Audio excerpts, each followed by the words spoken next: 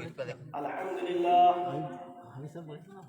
لله رب العالمين والعاقبة للمتقين والصلاة والسلام على سيد المرسلين وعلى آله وأصحابه أجمعين. أما بعد فأعوذ بالله من الشيطان الرجيم. بسم الله الرحمن الرحيم. يا أيها الذين آمنوا توبوا إلى الله توبة نصوحا. صدق الله العظيم وصدق رسوله النبي الأمين الكريم، ونحن على ذلك لمن الشاهدين والشاكرين، والحمد لله رب العالمين. دل لہو میں کھونا تجھے، شب نیند بھر سونا تجھے. دل لہو میں کھونا تجھے، شب نیند بھر سونا تجھے. شرم نبی خوف خدا یہ بھی نہیں وہ بھی نہیں. شرم نبی خوف خدا یہ بھی نہیں وہ بھی نہیں. حضرات محترم، آئیے سب سے پہلے گنبد خضرا میں آرام فرمانے والے آقا و مولا احمد مجتبی محمد مصطفیٰ صلی اللہ تعالی علیہ وآلہ وسلم کی بارگاہ بےکس پناہ میں جھوم جھوم کر درود پاک پڑھ لیجیے. اللہم صلی علی سیدنا شفیعنا حبیبنا نبینا مولانا محمد وآلہ وسلم. صلوا علیہ صلاۃ و سلام علیک یا رسول اللہ صلی اللہ تعالی علیہ وآلہ وسلم. حضرات محترم، ابھی میں نے آپ لوگوں کے سامنے قرآن مقدس کی آیت کریمہ تلاوت کرنے کا شرف حاصل کیا. اللہ تبارک و تعالی ارشاد فرماتا ہے، یا ایھا الذین آمنوا توبوا الی اللہ توبۃ نصوحا. اس کا سیدھا سا ترجمہ ہے، اے ایمان والو، اللہ کی طرف ایسی توبہ کرو جو آگے کو نصیحت ہو جائے. حضرات، اس آیت کریمہ میں توبۃ نصوحا قابل غور جملہ ہے. حضرت عمر فاروق رضی اللہ تعالی عنہ ارشاد فرماتے ہیں کہ توبۃ نصوحا کا مطلب یہ ہے کہ جب انسان ایک مرتبہ اپنے گناہوں سے توبہ کر لے تو دوبارہ اس گناہ کو نہ کرے. جب ایک مرتبہ اپنے گناہوں سے توبہ کر لے تو دوبارہ اس گناہ کی طرف رجوع نہ کرے. جب ایک مرتبہ اپنے گناہوں سے توبہ کر لے تو دوبارہ اس گناہ کی طرف قدم نہ اٹھائے. جب ایک مرتبہ اپنے گناہوں سے توبہ کر لے تو دوبارہ اس گناہ کو نہ کرے. جس طرح دودھ دھن سے نکلنے کے بعد دھن میں واپس نہیں جاتا. یاد رکھیے، دنیا فنا ہونے والی ہے. دنیا کی ہر شے فانی ہے. دنیا میں کوئی چیز باقی رہنے والی نہیں ہے. یہ اونچے اونچے مکانات فنا ہو جائیں گے. یہ فلک بوز پہاڑیں ختم ہو جائیں گے. یہ اونچے اونچے تناور درخت کا وجود مٹ جائے گا. دنیا کے بڑے بڑے نامور بادشاہوں کا کوئی نام و نشان باقی نہیں رہے گا. بڑے بڑے طاقتور جنگجو انسان کا وجود مٹ جائے گا. دنیا کی شان و شوکت فنا ہو جائے گی. دھن اور دولت فنا ہو جائے گا. گویا کہ دنیا میں کوئی چیز باقی رہنے والی نہیں. اگر کوئی چیز باقی رہنے والی ہے تو وہ ہے اللہ اور اس کے रसूल की मोहब्बत। अगर कोई चीज़ बाकी रहने वाली है तो वो है नेक आमाल, अगर कोई चीज़ बाकी रहने वाली है तो वो है खौफ खुदा, अगर कोई चीज़ बाकी रहने वाली है तो वो है अपने गुनाहों से तौबा करके उस पर कायम रहना। हज़रात मोहतरम, आप याद रखिए, एक दिन खुदा की बारगाह में हाजिर होना है, एक दिन मौत ज़रूरी है। क़यामत के दिन एक एक चीज़ के बारे में पूछा जाएगा। अल्लाह तबारक व तआला अपने बंदे से पूछेगा, मैंने तुमको उम्र दी, आँख अता किए, हाथ पैर दिए, तुम्हें भी इम्तिहान नेमतें दिए, तुम मेरे लिए दुनिया से क्या लाए हो, तुमने जिंदगी में कौन सी इबादत की है, अपनी उम्र को मेरी इबादत में सर्फ किए हो या दुनियावी कामों में सर्फ किए हो, अपनी आंखों से तिलावत कुरान किए हो या नहीं, अपने हाथ से मजलूमों की मदद किए हो या नहीं, अपने हाथ से खैरात किए हो या नहीं, अपने पैर से चलकर मस्जिदों के तरफ गए थे या नहीं। इस तरह हर एक बात का जवाब लिया जाएगा, इस तरह हर एक बात का जवाब लिया जाएगा। अगर आप अपने हाथों से चोरी की है तो खुद आपके हाथ गवाही देंगे कि या अल्लाह, इस बंदे ने मुझसे चोरी कराई।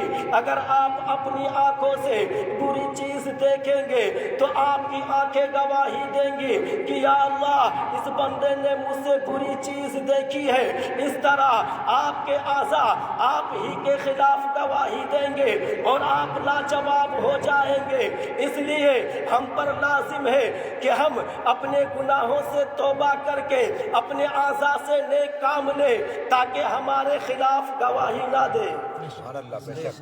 हज़रात मोहतरम, ये अल्लाह तबारक व तआला का एहसान अजीम है कि बंदा गुनाह करता है, किसी गुनाह का मुर्तकिब हो जाता है, फिर अल्लाह तबारक व तआला की बारगाह में सिद्क़े दिल से तौबा करता है तो अल्लाह तबारक व तआला उसके सारे गुनाह को माफ़ फरमा देता है। जो शख्स तौबा करके तौबा पर कायम रहता है तो अल्लाह तबारक व तआला उससे बहुत खुश होता है। इमाम गज़ाली रहमतुल्लाहि तआला अलैहि अपनी किताब मुकाशिफतुल कुलूब में लिखते हैं, हदीस कुदसी है, अल्लाह तबारक व तआला फरमाता है कि अगर मेरा बंदा गुनाह ना करे और मुझसे माफ़ी ना मांगे तो उस कौम को मिटा दूँ, उस कौम के बदले दूसरी कौम पैदा करूँ जो गुनाह करे और मुझसे माफ़ी मांगे। हज़रात मोहतरम, तौबा का दरवाज़ा अभी खुला है। इंसान को ना उम्मीद नहीं होना चाहिए। तौबा का दरवाज़ा उस वक्त बंद हो जाएगा जब सूरज पश्चिम से तुलू होगा। अगर हमसे कोई गुनाह सरजद हो जाए तो अल्लाह तबारक व तआला की बारगाह में हाथ फैलाना चाहिए, रसूल का वसीला लेकर मगफिरत की दुआ करनी चाहिए, तो यकीनन हमारे गुनाह माफ हो जाएंगे। आप गौर कीजिए तो पता चलेगा कि गुनाह का इब्तिदा हजरत आदम अलैहिस्सलाम के ज़माने से है और हजरत आदम अलैहिस्सलाम के ज़माने से है। अल्लाह तबारक व तआला ने तौबा का वजूद गुनाहों से बहुत पहले फरमा दिया, ताकि बहुत पहले फरमाया।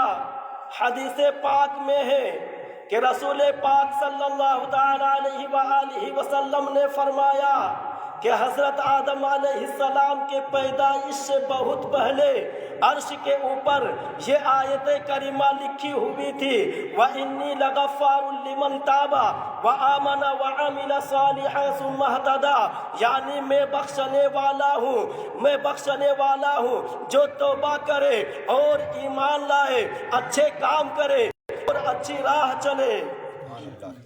حضرات محترم، روایتوں میں آیا ہے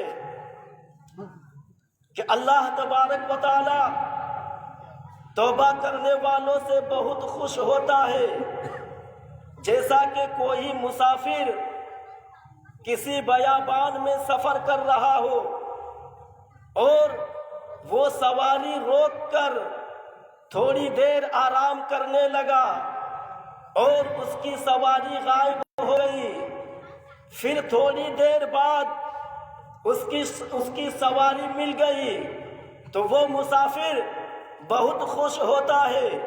اسی طرح اللہ تبارک و تعالی توبہ کرنے والوں سے بہت خوش ہوتا ہے۔ سرکار مدینہ صلی اللہ تعالی علیہ وآلہ وسلم ارشاد فرماتے ہیں، التائب حبیب اللہ، اللہ تبارک و تعالی فرماتا ہے، اے میرے پیارے حبیب، اے میرے پیارے حبیب، اے میرے پیارے حبیب، اپنی امت کے متقیوں کو ڈراؤ اور گناہگاروں کو خوشخبری دو کہ کیونکہ اگر تمہاری امت کے متقیوں سے حساب لینے لگوں تو میری دی ہوئی نعمتوں کا حساب نہ دے سکے گا اور میرے انصاف سے وہ جہنم میں چلا جائے گا، مگر میں اپنے فضل و کرم سے اسے جنت میں بھیج دوں گا۔ اسی لیے اعلیٰ حضرت فرماتے ہیں، کیا ہی ذوق افزا شفاعت ہے تمہاری واہ واہ، کیا ہی ذوق افزا شفاعت ہے تمہاری واہ واہ، قرض لیتی ہے گناہ پرہیزگاری واہ واہ۔ کوئی صرف اپنے عمل سے جنت میں نہیں جا سکتا، ہر ایک کو میری رحمت کی ضرورت ہے۔ اے میرے محبوب، آپ کی امت اپنے گناہ کی معافی مانگ کر توبہ کرتا ہے تو میں بہت خوش ہو جاتا ہوں اور اس کے گناہوں کو نیکیوں سے بدل دیتا ہوں، اس کے گناہوں کو نیکیوں سے بدل دیتا ہوں۔ حضرات محترم، توبہ بہت بڑی نعمت ہے، توبہ سے دور رہنے والا بدبخت ہوتا ہے۔ بعض وقت توبہ کرنے والے کو گناہ معاف کر کے اسے ولی بنا دیا جاتا ہے۔ حضرت عمر فاروق رضی اللہ تعالی عنہ کے زمانہ خلافت میں ایک گانے والا فاسق لوگوں کو گانا سنایا کرتا تھا، لوگ اس کے گانے کو سن کر نذرانے دیتے، اس کا چرچا سارے شہر میں ہو گیا، لیکن فاروق اعظم رضی اللہ تعالی عنہ اس فاسق سے ناراض تھے۔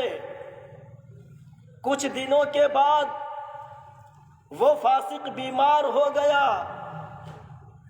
اس بیماری کے سبب وہ بہت کمزور ہو گیا، اس کی سریلی آواز ختم ہو گئی، نذرانے بند ہو گئے، بھوکا مرنے لگا، کوئی پوچھنے والا نہ تھا۔ آخرکار فاقے سے نڈھال ہو کر مدینہ کے قبرستان میں جا کر ایک پرانی قبر میں بیٹھ کر رو رو کر توبہ کرنے لگا، اے اللہ، یہ تیرا گناہگار بندہ تجھے بھول کر لوگوں کو گانا سنا کر خوش کرتا تھا، آج کوئی پرسان حال نہیں، میری گریہ وزاری سننے والا کوئی نہیں، اے میرے مولا میری گناہ کو بخش دے، میرے پاس کوئی نیکی نہیں، میرے پاس صرف حبیب پاک صاحب لولاک صلی اللہ تعالی علیہ وآلہ وسلم کا وسیلہ ہے، اپنے حبیب کے صدقے میں میری توبہ قبول کر لے۔